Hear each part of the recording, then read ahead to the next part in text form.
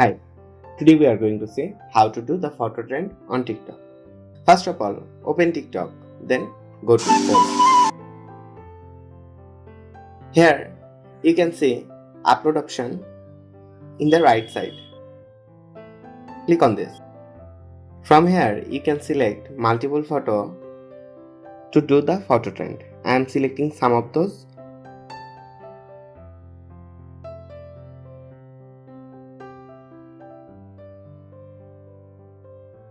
After selecting, click on next. Here you can see the photo trend has been created. You can edit this, add effect or add filter in it.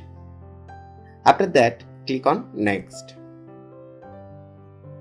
Here you have to give hashtag, tag people, mention and finally click on post. If you want to save the draft, click on drafts.